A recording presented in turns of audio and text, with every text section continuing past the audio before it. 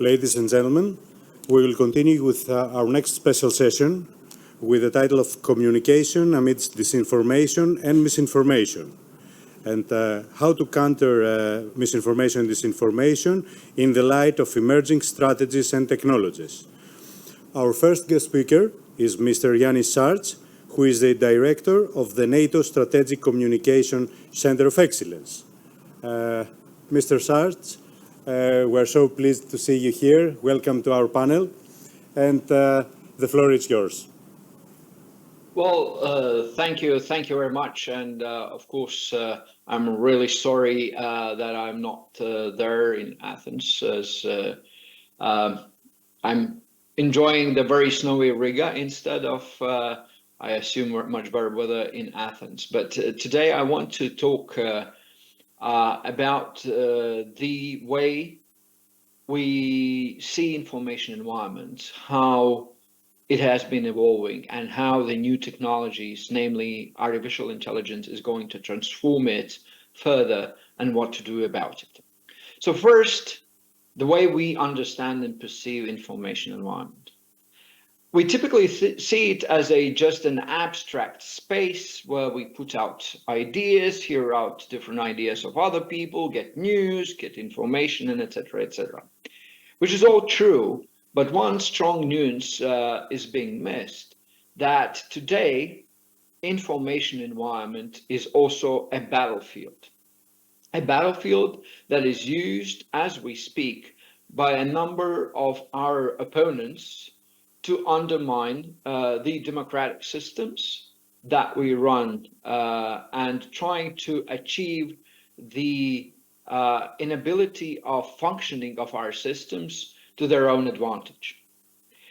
And this is, I think, something that we have to recognize, that there are players, and there are different kinds of players. Russia obviously is best known of, but not necessarily the only one, that tries to use information space to create a strategic advantage and influence the way we perceive things, and also thus influence the way we can act upon certain policies, certain crises. Is it the war in Ukraine? Is it sanctions? Is it illegal migration, etc.? So first notion, it's a battle space. Second, the information environment is also changing as we speak. So it's not something that is constant. And what we found out, interestingly, when we are researching the impact of information dimension in the war in Ukraine, is that the bigger the crisis, more the people tilt towards receiving digital information. So although we of course still have newspapers, radios, TVs, but the moment crisis starts, people pivot towards digital elements of communication. And that of course means that the digital information logic also is being introduced in the way information spreads. And it's just not the fact that it is analog or digital. It also means that the logic of the algorithm takes precedence. And as we all know, the algorithms don't really look whether it's factual or infactual, is it very rational or irrational. It only looks at the way it attracts our attention. And the more attention it attracts, the more it is being spread or helped to be spread by the algorithm. And therefore, we have seen the rise of mis and disinformation, because surprise, surprise, obviously, when you're not bound by fact, you can create far more colorful, emotional, instinctive narratives that are so much more easy to catch up. And also the other element of the logic of the algorithm in the digital space is that it is always serving us what we want. So the idea that we might like something means that we're getting more of that. So if I liked the conspiracy theory, I don't know, of flat Earth, or that the people have been actually run by the alien lizard race that has disguised themselves as people. I will be increasingly seeing the similar type of narratives in my timeline. And that is another element of what is happening as we speak in the information environment. And frankly speaking, most of the social media companies' efforts to kind of change that dynamic have not been really successful. So we have a double element of revolution in the information space that undermines our ability to spread a credible factual information and favors emotional and instinctive, and also hostile elements making use of that new environment to target us as a societies in a specific of our belief systems, undermining trust in the efficiency of our systems, and et cetera, et cetera. So that is what we've seen. The problem is, it's just the beginning. I think everybody in the audience have been using, or at least have heard about the new generative AI technologies. ChatGPT, GPT-4, now Google Bard or Google Bard Gemini has been introduced. Increasingly powerful AI models that can generate something that is new, seems like a real people's conversation, people's talk, but is artificially generated. So it presents a numerous new challenges. First challenge is, how do we tell what is real and what is fake in the digital information environment? Let's think in the context of the current Israeli-Hamas war. A lot of policies and opinions have been formed around different images. First, of course, images of how aftermath of the Hamas attack on Israel, and later on of the images of the consequences of the bombings. But then let's imagine where the actual photo is absolutely not necessary. You can continuously generate increasingly atrocious or emotional photos that look absolutely real, but have been just generated by AI and placed into the conversations about people concerned about the subject. Would you think people would not fall for these kinds of things? If we look at the data and the science, that is an increasingly powerful mechanism to deliver fake algorithms, to fake narratives, sorry. The new element that is coming in is fake speech. This is something that we've not really come across a lot. But for instance, right now, you're seeing a digital image of me, and you hear, if anybody has heard me before, you would say, well, that's my voice. But I can tell you, all of that you can see right now can be AI generated. Actually, our experts in our building can do the generation of this. Well, no, this is real, true, believe me.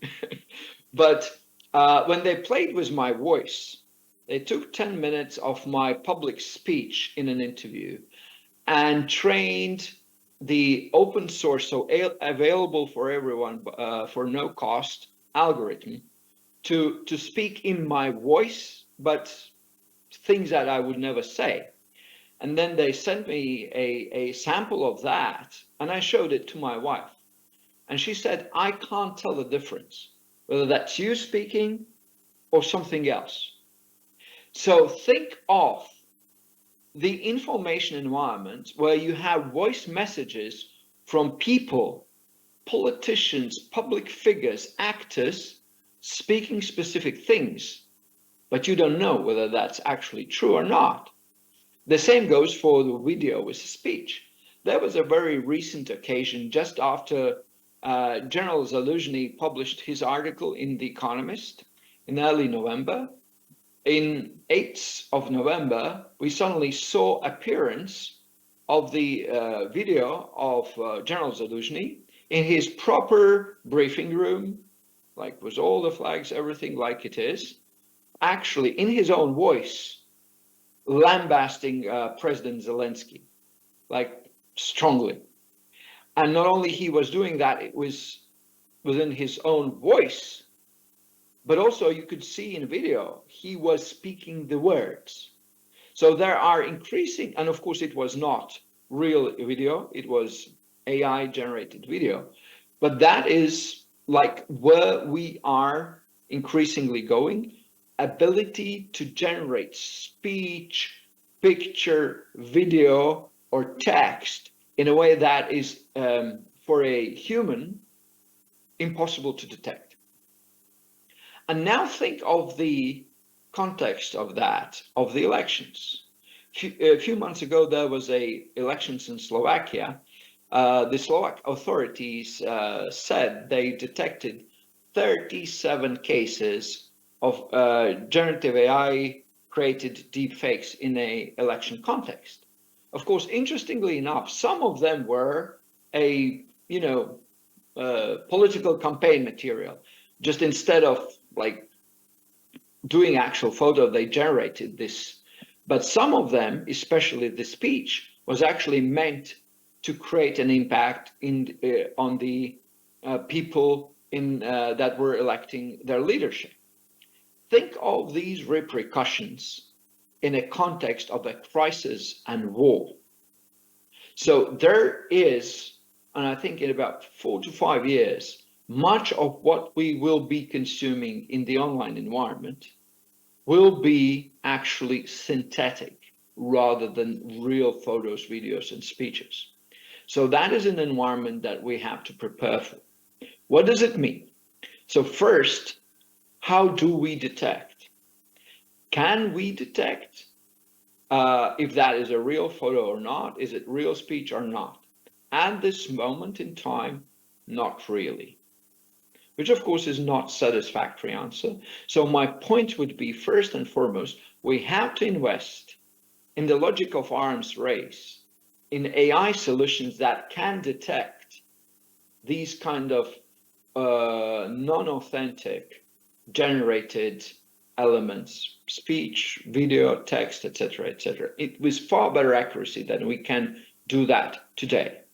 Second, we have to invest in AI capacity to, as quickly as possible, find out the disinformation and the hostile disinformation, state-driven disinformation in the networks that are targeting our own societies, to earmark it for us and to make us able to counteract that. That, of course, means that if we want to really play in that field, we have to start increasingly invest into our own capability to use generative AI in as many forms as possible. And that is, of course, I'm speaking about right now, the capabilities that are already available. If I think what AI will be able to do in about framework of 3 to 5 years, AI, in my view, will be able, on a generic tasking from a human, go into the networks, do the analysis of the audience data, then decide what is the best campaign to run to achieve the effect that was been given by the human, devise the campaign, create the content, video, speech, written text, create the network through which disseminate this campaign, and run that campaign in real time with simultaneously tracking the data of audience and seeing whether that changes and shifts the behaviors of the audience, all autonomously on its own kind of cycle. So that is, I think, what we're actually looking forward in about 3 to 5 years' time. So eventually, it will raise a serious number of questions. How do we deal with that, both from the hostile player perspective? How do we protect our own societal processes from that? But also some fundamental internal questions. how do we run election processes? How do we create a national consensus on the subjects that are important to us? So there will be a number of fundamental shifts in the information environment. And what we have to really do is understand it's not just a challenge in its own right. It is also an area which is exploited by hostile actors as we speak. And that, if we want to address these questions, I think there are basically three key steps to take. First is society's awareness of the risk. It does not kind of make us immune to that, but at least increases the levels of resilience of our societies. Second element is having ability to actually understand and see what is taking place in our information space with a very clear-eyed perspective. In my professional career, I've seen a number of nations like seeing this hostile disinformation by the state actor and basically turning a blind eye to it until it really strikes at the core of national security interest. So we have to be able to detect and deal with that much earlier. And ultimately, the only way we can deal with the risks presented by the raising AI capability is actually by using AI capability to our own value sets and to our own interests and benefits and boost our own capability. So to me, these are the three key steps that we have to take care to really be able to address the challenges, which will be obviously plentiful. Thank you very much.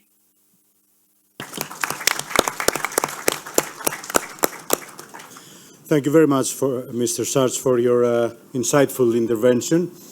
And speaking about elections, I will give the floor now to Dr. Eleni Kαψοκόλη, who is a post-doctoral candidate in the Department of International and European Studies of the University of Piraeus.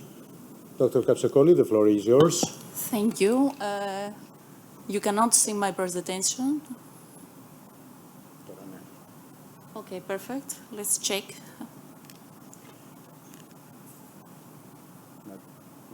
Only from the... Oh, perfect.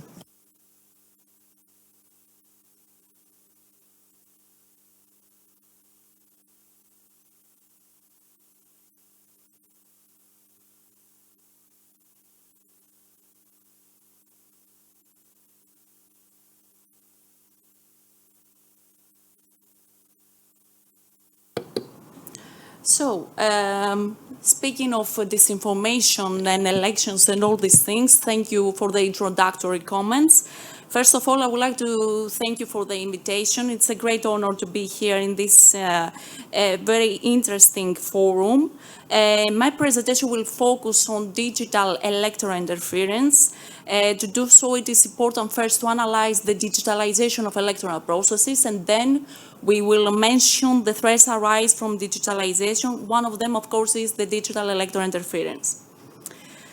The digital transformation of societies promotes growth and innovation and increases, of course, efficiency, but creates more security vulnerabilities because the global security landscape has transformed. The information and critical infrastructure have become more vulnerable to cyber threats. Cyberspace is the latest arena for the conduct of politics for both supporters and opponents of democracy. The latter could swiftly and easily amplify malicious activities to interfere in democratic societies. Why? First of all, they would like to influence elections. They would like also to manipulate public opinion, to spread disinformation, to destabilize democratic societies, and of course to engage in information warfare. The digitalization of electoral processes poses a range of security challenges within electoral contexts. In recent years, the digitalization of electoral processes has become increasingly widespread, with many states utilizing digital technology in order to conduct elections. The digitalization process does not only include e-voting, electronic voting, but it's evident in all phases of electoral processes. This shift towards digitalization aims to enhance the security, accessibility, and accuracy of election results, reducing the bureaucracy and human resources, addressing complexity in the electoral processes, and ensuring, of course, wider participation, because citizens are becoming the vital part of politics. The central objective is to enable all social groups to exercise their right to vote more easily just by clicking in their smartphone, in an application on their smartphone. The digital character of elections is facilitated by using social media platforms and ICTs, which are becoming a reflection of our society. Social media offer the possibility of freedom of expression in an ecosystem with no filters, in an environment with no filters, where its users can use practices of hate speech, spreading of fake news, and polarization of political dialogue. Nowadays, political campaigns allow candidates to reach wider audiences at low cost and engage directly with voters. Of course, we have the kind of speed enabled by cyberspace, which changing political campaigns at a speed no other medium can match. And sometimes this speed is what a campaign needs most of all. An individual can hear a comment, retweet it, share it, or publish it to thousands of people, to thousands of users within seconds of its occurring. Politicians are now imitating influencer tactics on social networks to promote their ideas and reach younger voters. Even less prominent politicians can use the digital ecosystem to promote their political agenda.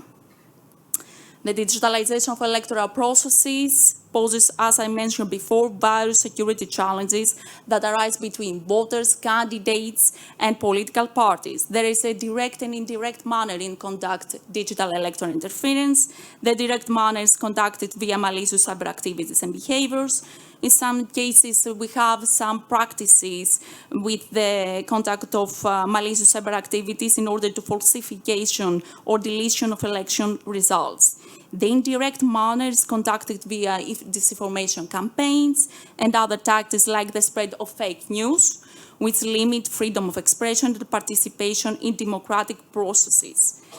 This way is more time-consuming and not always effective, but as the previous speaker mentions, it remains a serious challenge for democracy. Understanding the toolbox and the tactics that perpetrators use during the elections is crucial for recognizing and countering these manipulative activities. The concept of digital electoral interference has gained attention in the last decade. We have several significant incidents. The last one was in the Slovak parliamentary elections in 2023. This incident has triggered the adoption or revision of existing national policies and strategies in order to address this kind of threat and, of course, to counter it as good as possible. In this slide, you can see in brief the methods of digital electoral interference, from disinformation campaign and fake news to hack-leak activities in order to compromise the confidentiality, integrity, and availability of electoral processes. Disinformation, of course, is not a new tactic. What has changed in today's information landscape? Never has been easier for a disinformation campaign to spread through our society by using the digital ecosystem. In the case of elections, this tactic serves as a tool for psychological operation and information operations, aiming to spread division, to cause destabilization, to cause polarization, to undermine our democracies and ability to act, manipulate perception, manipulate narratives, and of course to mislead the target audiences. A part of disinformation is fake news, which takes the form of legitimate news from fake or real social media accounts or AI programs. This tactic has become one of the key issues in the elections, with many experts warning that it could have a significant impact on the election outcome. Fake news may lead gradually to social exclusion of a person in the digital ecosystem. For example, a digital ostracism, if I can use a nascent word, in simple and direct ways, such as negative comments, hate speech, reposting fake news, or clicking the dislike button. For example, the digital electoral interference in 2016 US presidential election was a significant example of a sophisticated and large-scale disinformation campaign. Perpetrators used methods such as social media manipulation, hacking tactics, micro-target and dissemination of fake news in order to undermine the elections in US. Social media platforms encourage engagement, but while these engagements can help candidates disseminate their messages, their narratives, and reach more voters, it has also been shown to easily enable electoral disinformation on a global scale. The manipulation of social media platforms as search engines is particularly concerning due to the widespread usage and influence.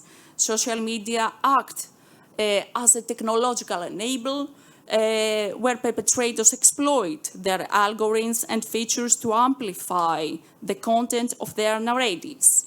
As a user engages by navigating, posting, checking, clicking, and liking, the social media algorithms show the user more content of similar type. Malicious actors can hack personal accounts, electoral bases, or information system of political parties and politicians in order to gain illegal access to vital information, and then they can be leaked online in order to cause further polarization. In this slide, you can see with the name John, is for John Podesta, is the hacker leak case of US presidential elections in 2016 with the undermine of Clinton's political campaign, and the other one is the Macron's leak.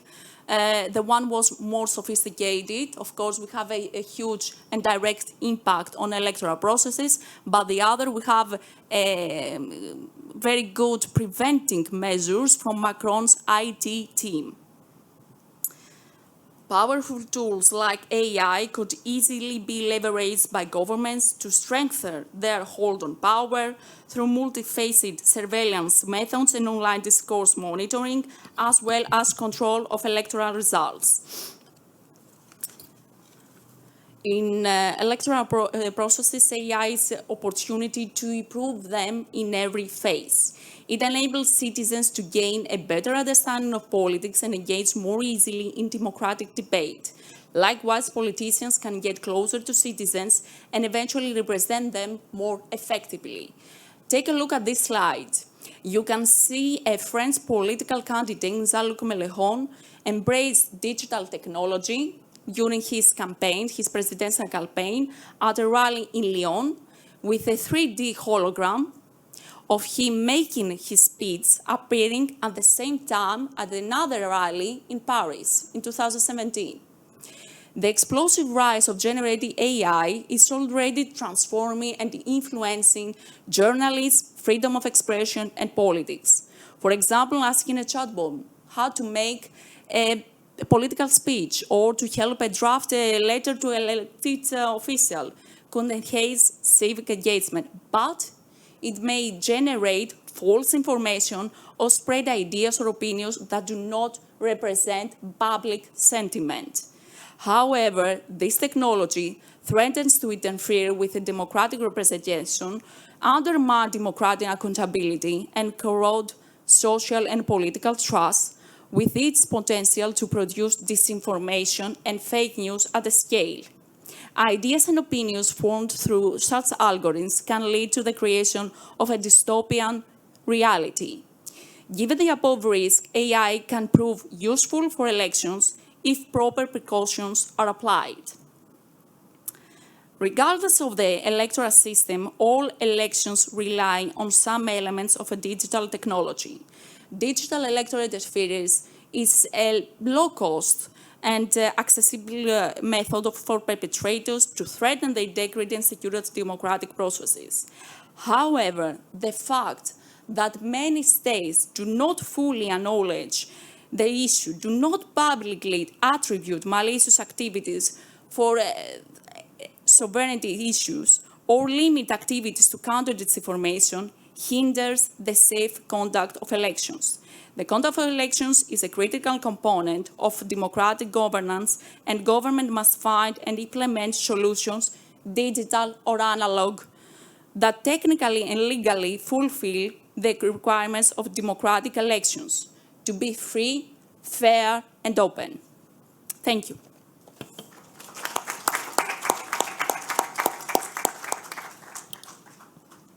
Thank you very much, Dr. Kαψοκόλη. Schedule-wise, I will pass the floor immediately to Dr. Αικατερίνη Mάντζου, who works in the media and internet section in the General Secretariat for Communication and Information of the Presidency of the Hellenic Government. Dr. Mάντζου, you may proceed. Hello to everybody.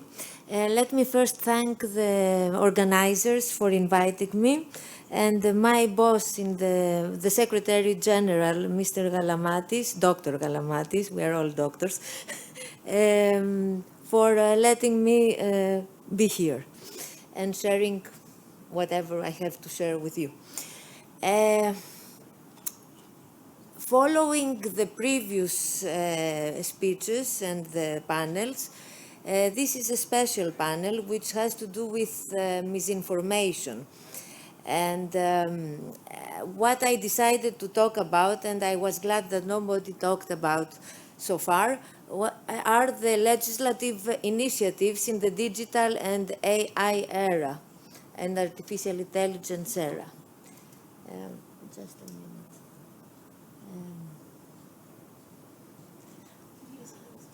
Πάει κατευθείαν.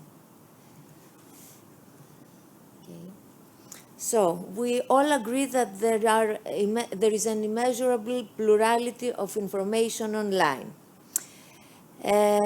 So, who can be held responsible for the control, assessment, proliferation, dissemination of this information, its impact on public opinion, and ultimately on the resilience of democratic institutions? Citizens, yes, they can be held responsible, they have their share of responsibility, but what they need is awareness raising.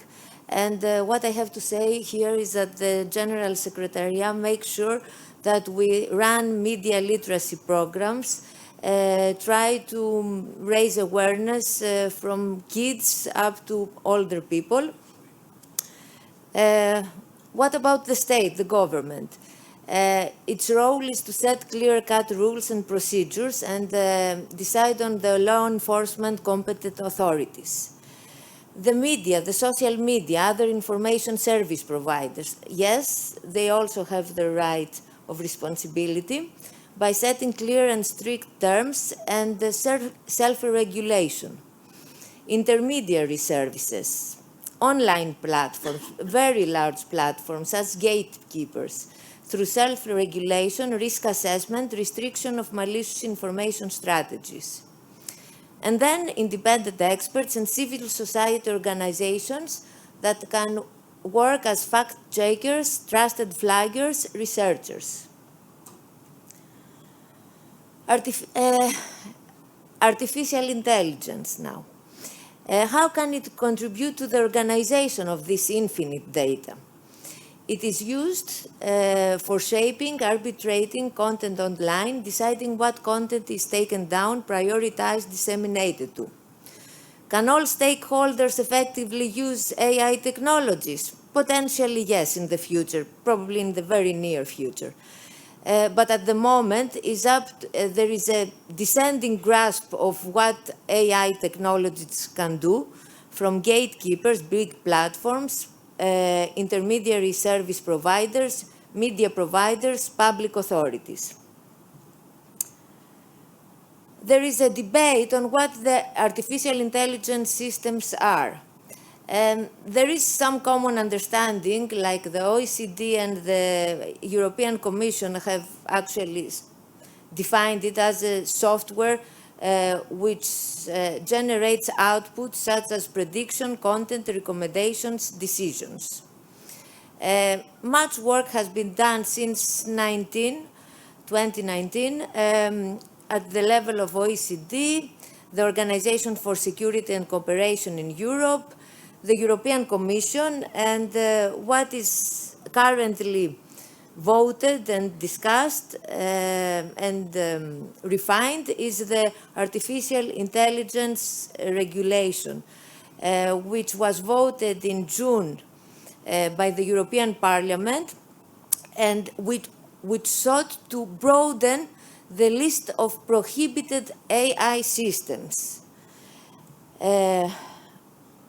What is at stake? What does the Artificial Intelligence Regulation is asked to do? Well, it looks at the fundamental rights and how can this be protected against malicious AI-based systems.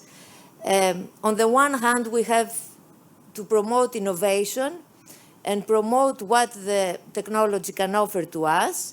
On the other hand, we must put some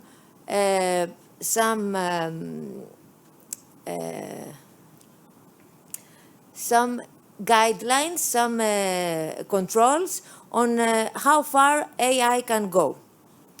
There are 4 specific objectives: to have safe artificial intelligence systems, to ensure legal certainty and to promote innovation. And for that reason, a regulatory sandbox is set up to safeguard effective EU law enforcement on fundamental rights and to promote single market for trustworthy AI systems.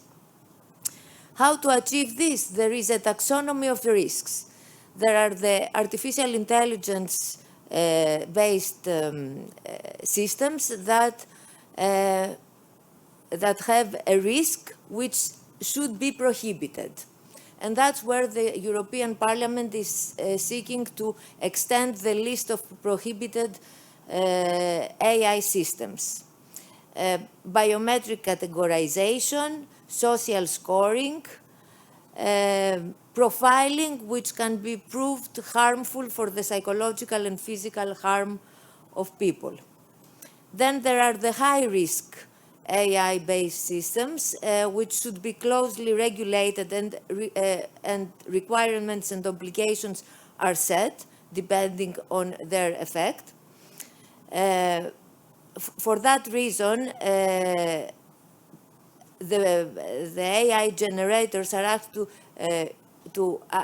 to do a fundamental rights impact assessment on their systems.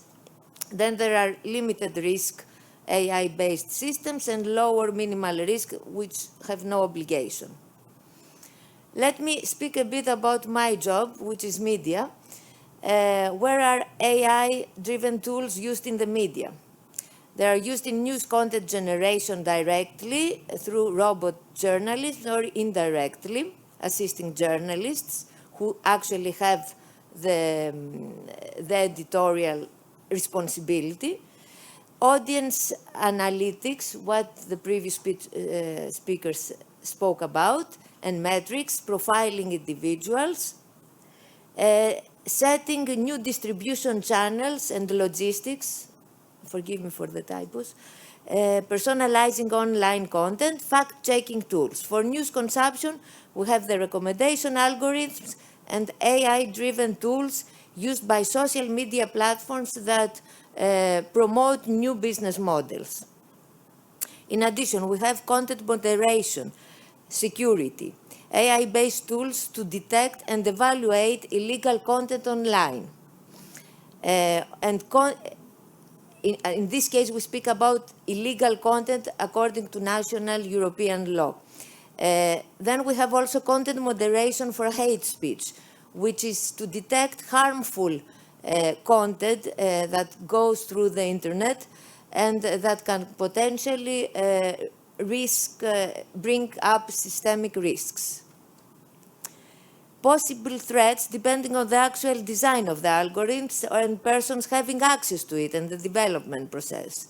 For journalism, manipulation of or abuse of political purposes, automated censorship, single-sided machine learning, dissemination of propaganda, misinformation, concentration on a few platforms to the detriment of a niche media market, which has an effect on plurality. For citizens, selective exposure and selective access to information, AI is context blind, danger for false positives or false negatives in content moderation, private economic-led incentives of advertisers against accuracy, diversity, and public interest, stereotype reproduction, erosion of privacy, institutionalization of intellectual surveillance, new digital inequalities.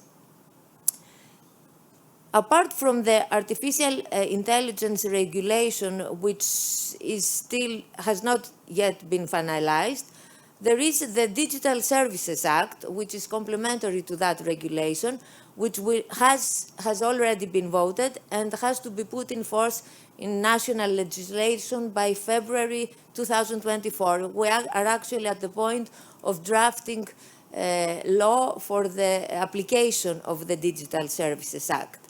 What the Digital Services Act is required to do is to address dissemination of illegal content online and the societal links.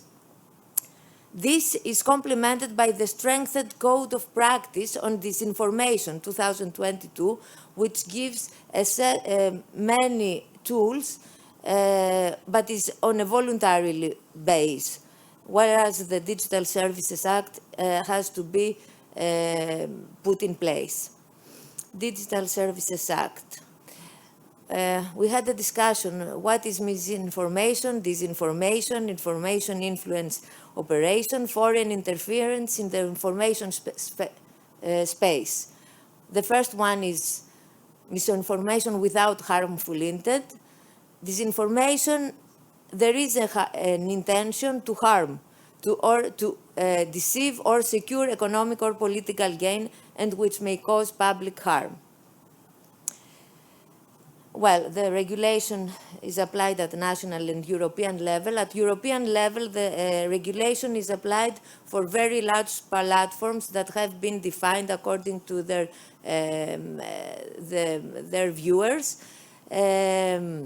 It's all these big platforms that we all know.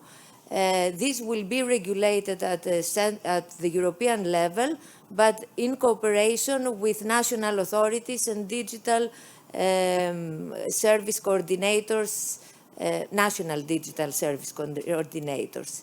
Here, the key thing is again risk. We have talked a lot about hybrid threats. Here in AI and in digital services, they speak about systemic risks. Depending on the definition of the platforms, you have different set of obligations.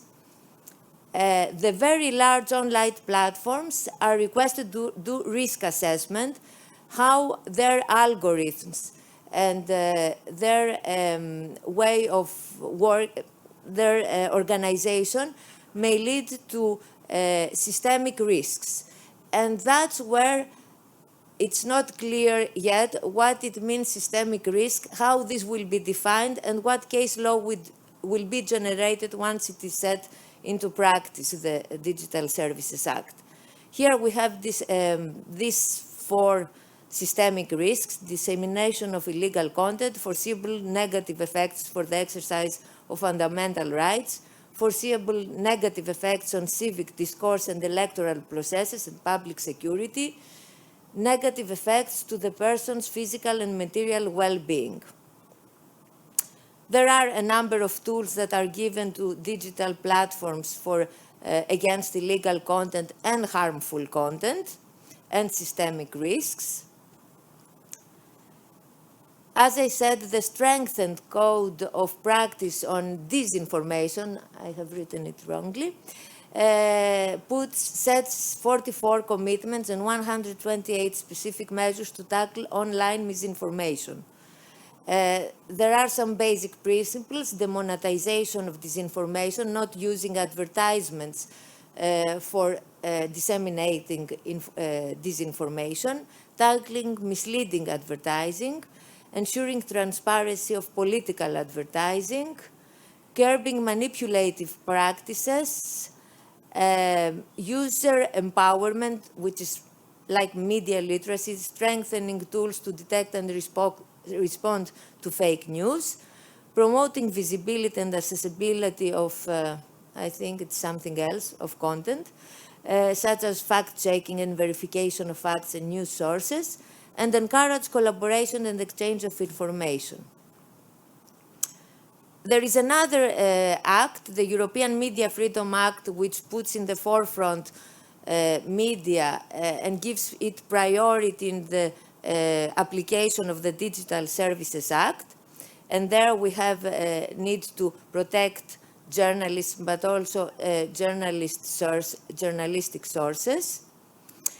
And since we are in a think tank, what remains to be seen is, will AI be able to overcome inner-generated bias and escape a feedback loop, and to what extent?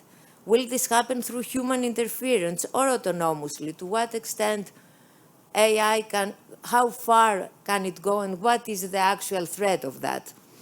Can ethical, cultural, noble values and aspirations be embodied in AI-based tools, and if so, how will this be translated in an objective viewpoint? What do we expect from AI, and who are we in a global setting? That's all. Thanks.